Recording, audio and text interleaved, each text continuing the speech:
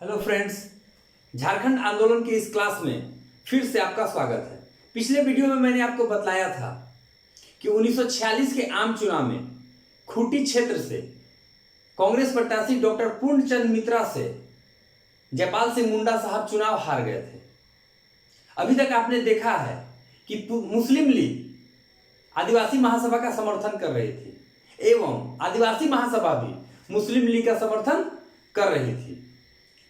खूंटी चुनाव हारने के बाद मुस्लिम लीग के सहयोग से जयपाल सिंह मुंडा संविधान सभा में आदिवासियों के एवं छोटा नागपुर क्षेत्र का प्रतिनिधित्व करने वाले इकलौते नेता थे। लेकिन 16 अगस्त 1946 को मुस्लिम लीग द्वारा प्रत्यक्ष कार्यवाही दिवस मनाया गया। 16 अगस्त 1946 को मुस्लिम लीग द्वारा प्रत्यक्ष कार्यवाही दिवस मनाया गया। इसके बाद जयपाल सिंह मुंडा साहब का मुस्लिम लीग से मोह भंग हो गया। 13 अप्रैल 1947 को रांची में आदिवासी महासभा का वार्षिक अधिवेशन हुआ। यह आजादी से पहले का अंतिम वार्षिक अधिवेशन था। इनमें 3 मुख्य प्रस्ताव पारित किए गए। पहला, मुस्लिम लीग का विरोध किया जाएगा। दूसरा, संविधान सभा का समर्थन किया जाएगा एवं तीसरा, पृथक झारखंड बनने तक आंदोलन हमारा जारी रहेगा। इसके बाद अल्पसंख्यकों व आदिवासियों के लिए गठित मूलाधिकार समिति में, जिसके अध्यक्ष सरदार वल्लभ भाई पटेल थे, इसके एक उप समिति में अल्पसंख्यकों व आदिवासियों के लिए गठित मूलाधिकार समिति के एक उप समिति में, जिसके अध्यक्ष ए.बी. ठक्कर साहब थे, उसमें एक सदस्य के रूप में जयपाल सिंह मुंडा नामित थे। बहुत इंपॉर्टेंट क्वेश्चन है। इसके सदस्य के रूप में जयपाल सिंह मुंडा शामिल थे। 28 फरवरी 1948 को रांची में आदिवासी महासभा का पुनः अधिवेशन होता है। यह आजादी के बाद का पहला महाधिवेशन था।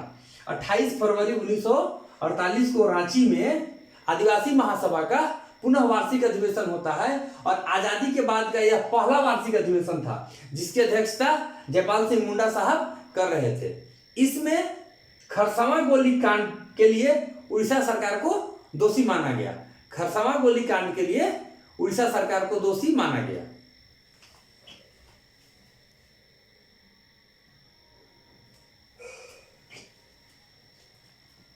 आजादी के बाद छोटा नागपुर कमिश्नरी के अंतर्गत सरायकेला खरसावां जो देशी रियासत था, इसको उड़ीसा में मिलाने की घोषणा कर दी गई। आदिवासी महासभा ने इसका जबरदस्त विरोध किया। 1 जनवरी 1948 को खरसावां हाट मैदान में आदिवासी महासभा ने विशाल जनसभा का आयोजन किया।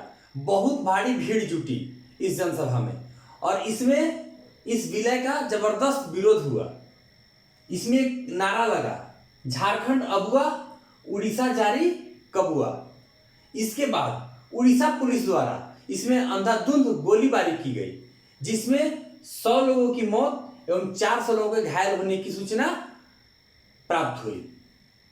यह आंकड़ा कहीं भी अस्थायी नहीं है, कहीं कुछ मिलेगा, लेकिन 100 लोगों की मौत एवं 400 लोगों के घायल होने की बात कही गई। 1 जनवरी 1948 से 18 मई 1948 तक 1 जनवरी 1948 से 18 मई 1948 तक 139 दिन सरायकेला खरसावां उड़ीसा राज्य में रहा। इसके बाद भारत सरकार ने सरायकेला खरसावां के उड़ीसा में विलय के प्रस्ताव को खारिज कर दिया, लेकिन 139 दिन तक सरायकेला खरसावां उड़ीसा राज्य में रहा।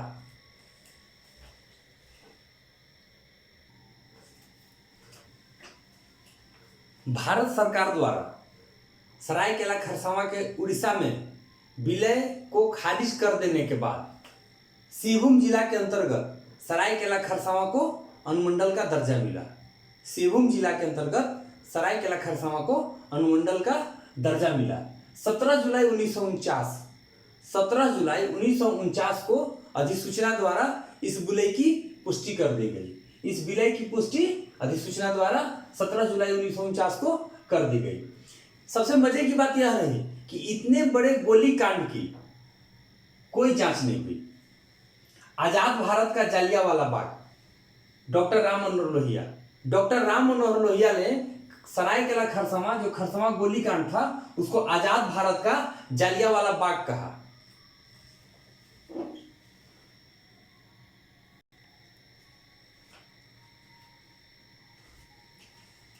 झारखंड यूनाइटेड पार्टी 1948 में झारखंड यूनाइटेड पार्टी का गठन किया गया जस्टिन रिचर्ड एवं जयपाल सिंह मुंडा के द्वारा।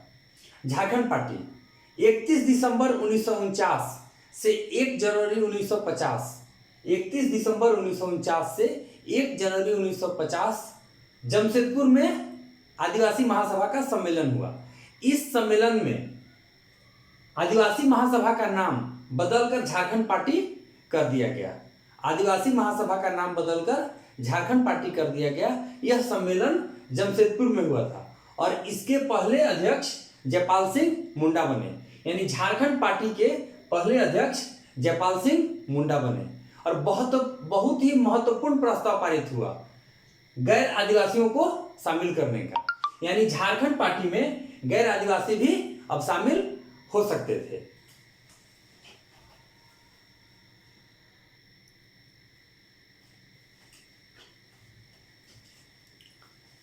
दो जुलाई 1951 को जयप्रकाश नारायण झारखंड क्षेत्र के दौरे पर आए। झारखंड पार्टी के सदस्यों द्वारा, याद रखिएगा अब आदिवासी महासभा का नाम झारखंड पार्टी हो गया है, तो झारखंड पार्टी के सदस्यों द्वारा जयप्रकाश नारायण से भेंट की गई एवं अलग झारखंड की मांग रखी गई। उन्होंने इस मांग का समर्थन किया। 2 जनवरी 1952 को देश के पहले प्रधानमंत्री जवाहरलाल नेहरू रांची के मोरहाबादी मैदान में कांग्रेस प्रत्याशी के समर्थन में चुनाव प्रचार करने आए, जहां झारखंड पार्टी के सदस्यों द्वारा उनका जबरदस्त विरोध किया गया। 1952 के आम चुनाव में झारखंड पार्टी ने 33 सीटें जीती। 1952 के आम चुनाव में झारखंड पार्टी ने 33 सीटें जीती और प्रमुख विपक्षी दल के रूप में उभरे। इनका चुनाव चिन्ह मुर्गा छाप था एवं सुशील कुमार बागे को बिहार विधानसभा में विपक्ष का नेता बनाया गया। ये बहुत इंपॉर्टेंट क्वेश्चन है। जैसे ही विपक्ष का नेता का नाम आएगा, अभी तक सर्वमान्य नेता के रूप में जयपाल सिंह मुंडा थे, लेकिन बिहार विधानसभा में विपक्ष का नेता किन्हें बनाया गया? सुशील कुमार बागे को। ध्यान देना है। 1957 के आम चुनाव में मात्र 32 सीटें झारखंड पार्टी द्वारा जीती गई। फिर 1962 के आम चुनाव में मात्र 20 सीट, 1952 में 33, 1957 में 32 और 1962 में मात्र 20 सीट। इस तरह हम देख रहे हैं कि झारखंड पार्टी का जनाधिकार, उनका जो प्रभुत्व था वह धीरे धीरे कम हो रहा था।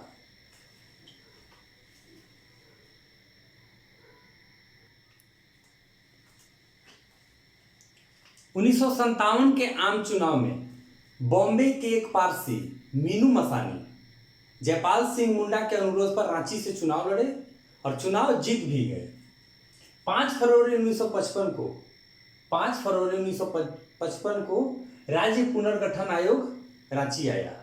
राज्य पुनर्गठन आयोग 5 फरवरी 1955 को रांची आया और उनके सामने भी अलग झारखंड की मांग की गई, जिसमें बिहार के 7 जिले, उड़ीसा के 4 जिले, बंगाल के 3 जिले और मध्य प्रदेश के 2 जिले, कुल मिलाकर 16 जिलों के साथ अलग झारखंड की मांग रखी गई।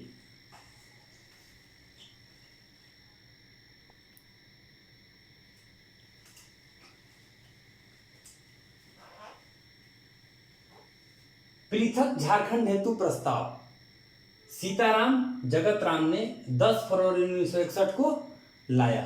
पृथक झारखंड हेतु प्रस्ताव सीताराम जगतराम ने 10 फरवरी 1961 को लाया, लेकिन इस प्रस्ताव को खारिज कर दिया गया।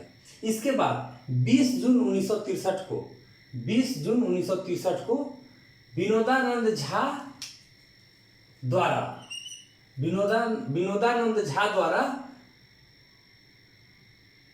जयपाल सिंह मुंडा जो उस समय अध्यक्ष थे झारखंड पार्टी से, उनसे विचार विमर्श के बाद झारखंड पार्टी का विलय कांग्रेस में हो गया।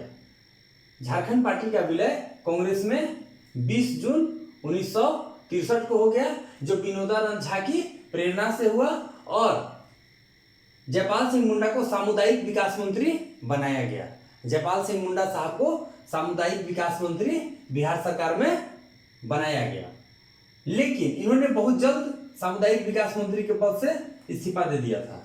मंत्री पद से इन्होंने जल्द ही इस्तीफा दे दिया था। 30 मई 1969 को जयपाल सिंह मुंडा ने कांग्रेस से भी इस्तीफा दे दिया।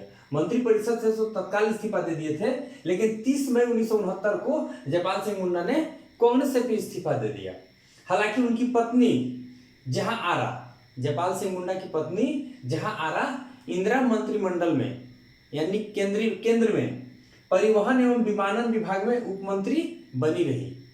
जयपाल सिंह मुंडा ने इस्तीफा जरूर दिया, लेकिन उनकी पत्नी जहां आरा इंदिरा मंत्रिमंडल में, यानी केंद्र सरकार में परिवहन एवं विमानन विभाग में उप मंत्री बनी रही।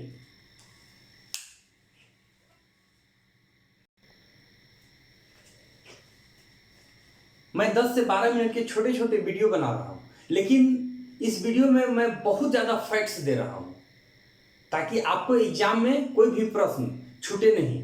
ये जेएसएससी, जेपीएससी, उत्पाद सिपाही, शिक्षक, सभी में ये प्रश्न आपके आएंगे। और यदि आप पूरा वीडियो अच्छे से देख लें तो ये मेरा दावा है कि किसी भी एग्जाम में झारखंड से संबंधित आपका एक भी प्रश्न नहीं छूटने वाला है। तो मेरा आपसे अनुरोध है कि आप इसको नोट डाउन करें, इसका नोट्स बनाएं एवं वीडियो को ज़्यादा से ज़्यादा शेयर करें, ताकि और लोगों को भी, विशेषकर जो ग्रामीण क्षेत्रों में रह रहे हैं, जिनके पास संसाधन का अभाव है, उनको इस वीडियो का लाभ मिल सके। धन्यवाद। जय झारखंड।